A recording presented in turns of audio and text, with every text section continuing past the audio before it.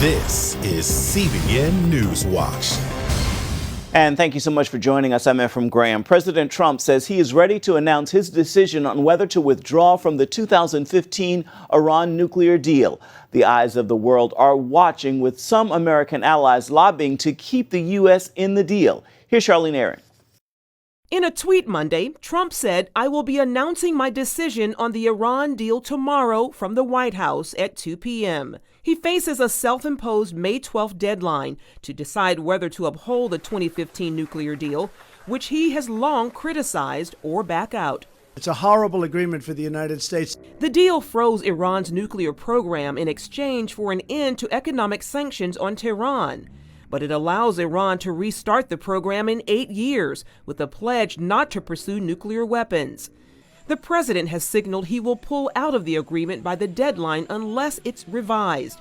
But he faces intense pressure from European allies not to do so. Leaders of France, Germany, and England all recently visiting the White House, lobbying the president to fix the deal, but not to leave it. Domestic critics say he's against it because it's part of President Obama's legacy. Because he wants to show that he can be tougher and that he can negotiate a different deal. Former Secretary of State John Kerry has been working with Europeans against leaving the deal. The president tweeting that he should butt out, saying the United States does not need John Kerry's possibly illegal shadow diplomacy on the very badly negotiated Iran deal. He was the one that created this mess in the first place.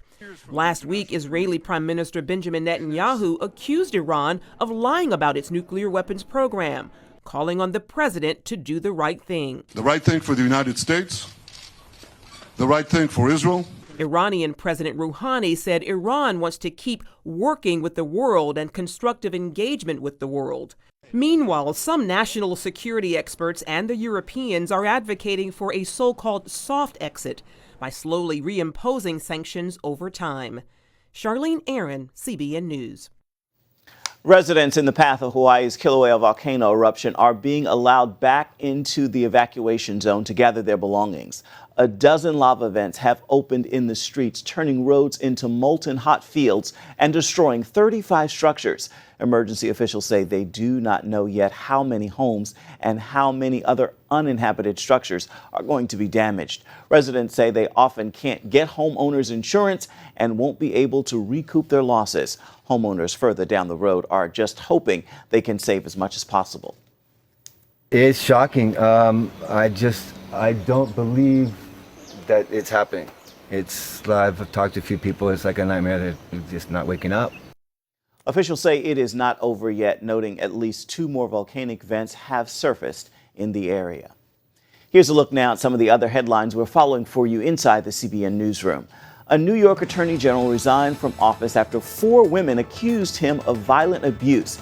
Eric Schneiderman made headlines recently when he sued Harvey Weinstein, who was accused of sexually assaulting men. Now, Schneiderman's former girlfriends are accusing him of violently slapping and choking them. He is denying all of those claims.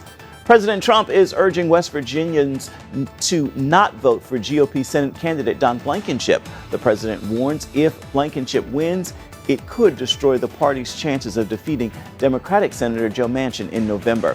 If Blankenship wins Tuesday, Democrats will have plenty to use against him. The retired coal executive was released from prison just last year for his role in a mine explosion that killed 29 men. The Trump administration is seeking to distance itself from Rudy Giuliani when it comes to foreign policy. The U.S. State Department says President Trump's attorney does not have any authority to speak on issues such as North Korea and Iran. The statement comes as President Trump prepares for high-stakes meetings on those countries. Remember, you can find more on these stories and others throughout the day at cbnnews.com. Pastor Andrew Brunson, the American pastor in Turkey accused of colluding with terrorist groups, was remanded into custody after a prolonged second day in court for a trial that is increasing strains between Washington and Ankara. Abigail Robinson brings us the latest developments on his case. She is in Washington. Senator Tom Tillis is sending a strong message to Turkey. Release Pastor Andrew Brunson and send him home, or prepare for the consequences. Right now, we're moving to another phase in this saga, which includes the very clear and sad reality that we may have to take actions that could hurt a relationship that I wish we were building on. Tillis traveled to Turkey twice this year to visit Brunson in prison and attend his first court hearing. He says from what he saw, the pastor's only crime is serving Turkey for 20 years as a Christian missionary. It's unlike anything I've ever seen in a U.S. courtroom. The way that they just conduct themselves, the flimsy circumstantial evidence, that he could keep his composure when you heard some of the things that they're using to convict this man to 35 years in prison, basically a death sentence, was remarkable. 66 senators joined Tillis in sending a letter to Turkey's President Erdogan, telling him the U.S. is prepared to act if the Turks refuse to release him. Now, other world leaders are joining the fight.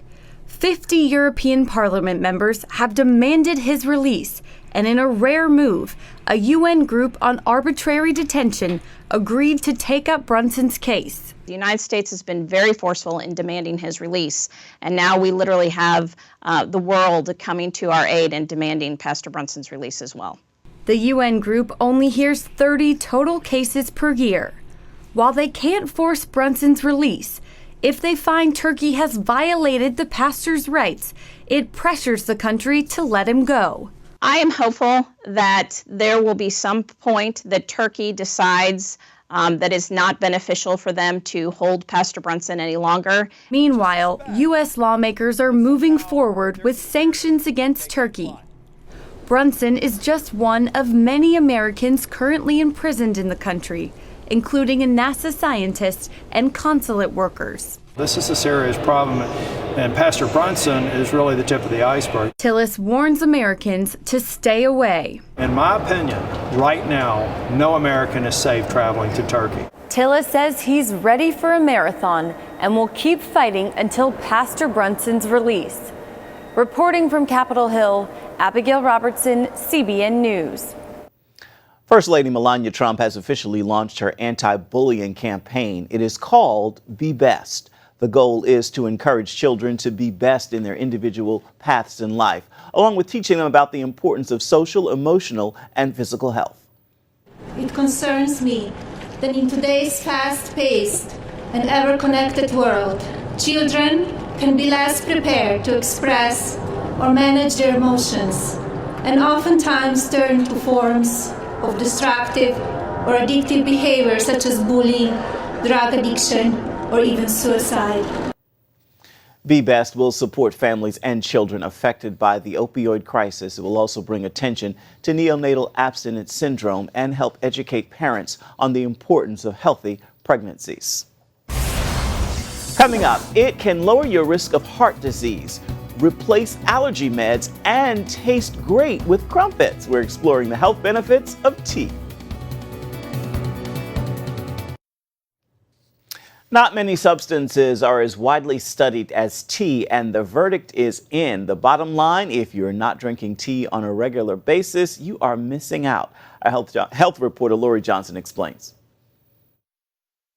When it comes to our health, tea packs a powerful punch.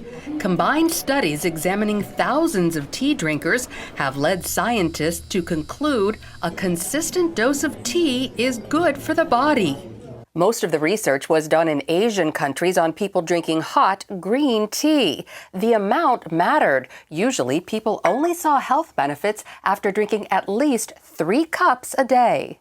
That's the dose Manhattan cardiologist Patrick Fratellone recommends to his patients. Benefits include lower risk of diabetes, liver disease, and more. The active component in green tea is EGCG, and that's a polyphenol that helps reduce cholesterol, heart disease, and protects against cancer. It comes from the Camellia sinensis plant, as do black and white teas.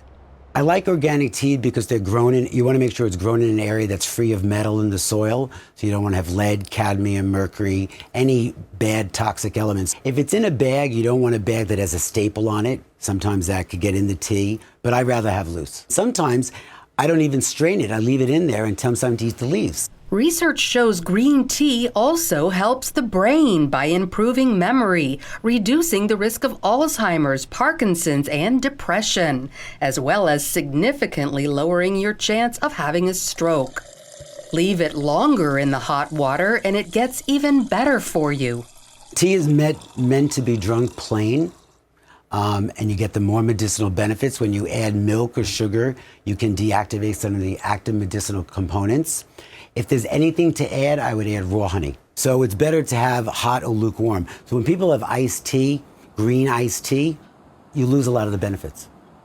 In addition to the teas you'd find at the grocery store, there are also lots of other teas that are very effective at treating specific medical conditions in lieu of popping a pill. Dr. Fratellone is also a registered herbalist with a vast knowledge of teas made from various plants, trees, and shrubs. His patients often drink those teas instead of taking allergy medicines, antacids, cough suppressants, and more. There are many teas that have antibiotic properties, so you don't always have to take an antibiotic. Yarrow has a great antibiotic profile against many bacteria and viruses. I use barberry, berberine. These are all teas from natural plants. He points out many conventional medicines derive from plants. We have a tea for arthritis. I use white willow bark, which is from the tree Salix. It's the active ingredient of aspirin, so I mix white willow bark, a little turmeric, a little ginger, and probably some devil's claw. Dorota Meller needed to overcome her chronic fatigue. So I was really dizzy all the time. I felt weak, I felt tired, I couldn't get out of bed, and then when it was evening time, I couldn't fall asleep, but I was always just lethargic. Dr. Fratellone discovered a problem in her intestinal tract. So not only the iron, but my vitamin D, my vitamin B, I wasn't absorbing anything that I was eating or my supplements or vitamins. I expected to be put on medication or additional supplements. I really didn't know, but Dr. Fratellone said it's as simple as a tea mixture. And when he first said it, I was maybe a little bit hesitant. I was like, how is this tea gonna help me? Within a month, she felt better. And my iron for the first time in probably 10 years is normal. So is my vitamin D. So I know that whatever he gave me, it worked, and it's as simple and as easy as a tea. I believe as an MD and an herbalist that the gut is the gateway of all disease. So I want to heal the gut first. So you might take gluten, dairy, and let's say corn out of your diet. Unless you heal your gut, you're still going to have the symptoms. So the gut healing tea contains slippery elm, marshmallow, meadowsweet, and raspberry. He says cleavers, mullein, blue violet, and lady's mantle are good for breast health and PMS. These are all teas for keeping the female side active, and we make that as a tea. I give that to some of the patients when they're going into menopause to ease in with a nice natural tea instead of taking a lot of things that are harmful. It's important to know these teas can interact with conventional medicine, so check with your doctor or registered herbalist before drinking them. The growth of these treatments has led to a relatively new healthcare provider known as a naturopathic physician. They attend an accredited 4-year program focusing on botanical medicine, food as medicine, and other natural remedies. I think there needs to be more marketing to realize this medicine is available and that you don't have to jump on a statin or a blood pressure medication when you might be able to control it with just some dietary changes and maybe the use of an herb, which is not that much different than a drug, which is why it's important, whether it's tea or herbal pills, that you do see a naturopath, because you need to have coordination of care with other medications as well. While naturopathic doctors practice in each state, they're only licensed in 19, with more on the way. So for overall better health, begin or increase your daily dose of green tea. Research overwhelmingly concludes it's worth the effort. Lori Johnson, CBN News. Still ahead, 8 years after an earthquake devastated Haiti, one man is still on a mission to help the nation rebuild. But first, he has to teach them how to build. The story's next. Disaster and economic hardship keep Haiti at the bottom of the countries in the West, yet hope still remains on the island nation. CBN's Eric Rosales shows us one man who is working to bring the gospel to Haiti and to empower its people. It's been more than 8 years since the country of Haiti was hit by a 7.0 magnitude earthquake. And despite billions in humanitarian aid, corruption has forced much of the country to continue to live in deplorable conditions. And while organizations work to treat the consequences of extreme poverty, they haven't provided solutions to reduce Haiti's dependence on foreign aid.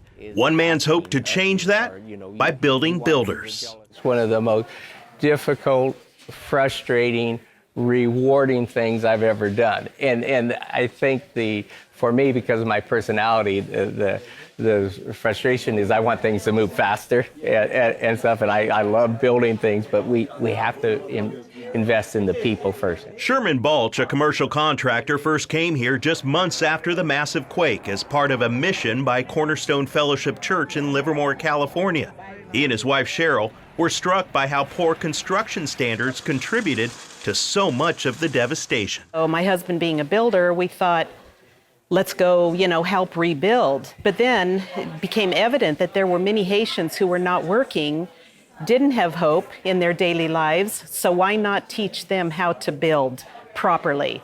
That desire, combined with help from their local church, helped create Extolo, which means raise up in Latin. They started by using Haitian workers to help build several orphanages. We have to build a construction industry and invest in the workers, and we use what's the apprenticeship approach of learning by doing and earning and learning at the same time. And I've been looking for jobs, something like that, but I didn't have any skill. But I've been looking for someone to teach me how to do things. As part of the orphanage construction crew, Alto Jean Baptiste learned basic masonry, carpentry, electrical, and plumbing skills. The Balches are quick to add this isn't just about learning a trade, it's also learning about God and living a life like Jesus. A great leader is not the person who is good at everything. Part of the training includes leadership classes for the Haitian apprentices. During our visit, Cornerstone pastor Steve Matson talked about living a life of integrity and respect. We then traveled to one of the orphanages. After a quick flight to Laganoff, a small island about 50 miles from Port-au-Prince, and a white-knuckle landing on a dirt runway, we saw the Jesus Home for Children Village, providing a new life for more than 150 orphans. Extolo has built a beautiful village for the kids. It's more than I could ask for. God has answered our prayers. We're inside the orphanage, and you can see behind me this patio. This is where the kids have their Sunday service. And around the courtyard are 10 homes. Inside each home, anywhere from 10 to 15 orphans. The kids also have a home mom. Madame Soliette doesn't want to make this an institution. She wants to be able to have the kids interact with their home mom and also each other, this way that they'll grow in spirit. You may not realize it, but more than half of the people here live on less than $2 a day. Some 70% are underemployed or simply have no job. Most can't afford even basic housing, so parents often give up their kids. To help keep families together, Madame Soliette opens her doors daily to feed some 300 neighborhood kids and also allows them to attend school. She always says, I want to raise these kids up to love the Lord and not adopt them out of our country, but be the change in our country, to be the leaders and the people that this country needs, the next generation, to change things around. Leaders like John Bautiste, who's currently building his own home, helping neighbors with repairs and providing for his family. But most of my family practicing a lot of voodoo. And when I met Extolo, and every morning people start to pray, talking about God and giving people Bible. More importantly, he's accepted the Lord and now leads Bible classes. His dream is to run his own construction company, create buildings with universal standards to withstand any future quakes, and provide a good living for fellow Haitians. We care about them, we love them, Jesus loves us, he's blessed us, so we in turn want to be a blessing to the wonderful people of Haiti. And they're so appreciative. It's so fun. Just as Jesus built disciples, Extolo officials are building the next generation of Christian leaders and builders to bring positive change to the country of Haiti. Eric Rosales, CBN News. Great work being done. Stay with us. There's much more CBN NewsWatch coming up, and it's coming up right after this. In a region where 0.2% of people are born again and even consider evangelical Christianity a cult. Spreading the gospel can be extremely difficult. Miranda Lee is in the southern part of Romania with one ministry that is changing that. She's currently on the world race, an 11-month mission trip to 11 different countries. Miranda tells us more about where you're staying. It's known as the graveyard for missionaries. In fact, even the local government has worked to chase evangelical Christians away from here. But despite the opposition and even sometimes physical violence, one church perseveres. People reject the gospel, and was so intense that almost every day we were called at the police station, and even the local religious people, they said to us we should leave this town, we should leave this place. Raul Costa is the founding pastor of Hope Church Romania, a now thriving ministry with nearly 20 church plants and over a dozen different outreach programs. As a body, the church is now reaching hundreds of people. The gospel is spreading in village after village. The Lord restore His glory in this area that is called a graveyard for missionaries and pastors. The church is making a life-changing difference in people like Ellie, who lost both her parents as a child. The people that I met when I was a child were from Hope Church. They showed me the love of God, and through them I saw that I'm important, that I'm special. Hope Church also has a heart for Romania's large population of Roma, or Gypsy people. They are a people that is rejected by society, sadly, and yeah, their needs are definitely more than just spiritual, they're physical needs as well. Hope Church is working on starting another mission base in the area so more people can be a part of the movement in this region. In Romania, Miranda Lee, CBN News. Miranda, you can find more information about Hope Church on our website. Right now, it is time for your Tuesday Tweetable, and this is a message I pray will encourage you and move you to post, tag, tweet, and share with others. If your vision and dreams are things you can achieve in your own strength, think bigger. God's vision for your life is beyond your wildest dreams. So move forward and wait on Him to make that a reality. Thank you so much for watching today. We'll see you right back here tomorrow. Goodbye and God bless.